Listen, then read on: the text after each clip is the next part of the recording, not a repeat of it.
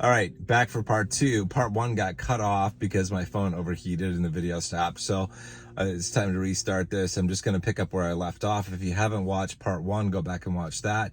Again, nothing I say is investing advice. This is just my opinion. I'm just a guy in a Jeep telling my opinion. Anyway, so what I was saying before the video got cut off is that big investors are going to see that, they're going to wish they could have been able to go back in time, just like you or I, and buy Bitcoin when it was $100 or $200 or $300. But we can't go back and do that. But we have the opportunity to do that with Bitcoin Cash, with where it's sitting at right now, about $300.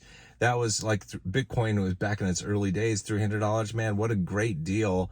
People wish they could have gone back and got it for $300, but they can do that now with Bitcoin Cash. That's going to be one of the big things that people look at when they consider what to invest in. And these institutional investors and these wealthy investors are going to take a look at that, and they're going to know that, hey, now's a good time with the asymmetric risk that is present in Bitcoin Cash. It's a good opportunity to get in.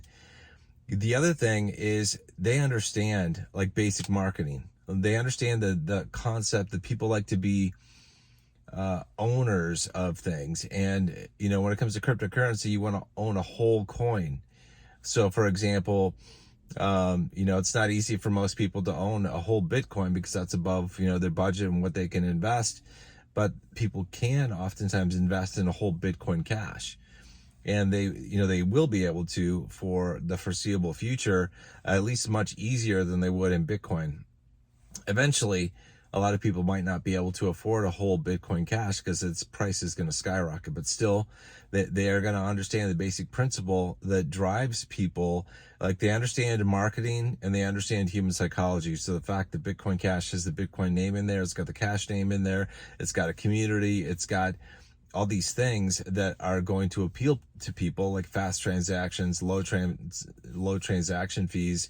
That's going to be very attractive to them. And they're going to realize that, and they're going to want to put their money into Bitcoin Cash because they see it as a tremendous opportunity that has tremendous potential.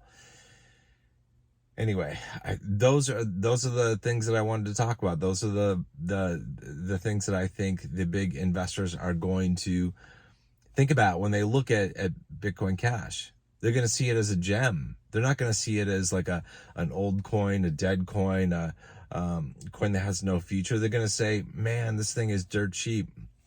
Get in now, because they're going to see the opportunity, the asymmetrical risk, and the huge potential upsides that Bitcoin Cash has.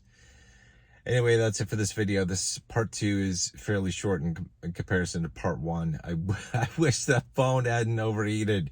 I was sitting in here and I was like, all of a sudden, like the temperature gauge came up in the phone. It's like, your phone is overheated. And I was like, shit.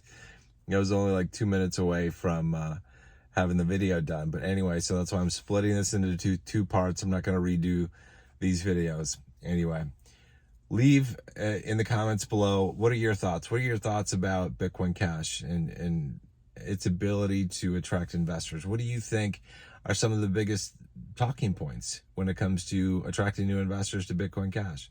Let me know in the comments below. I'll see you guys in the next video. Until then, good luck, God bless, and Godspeed.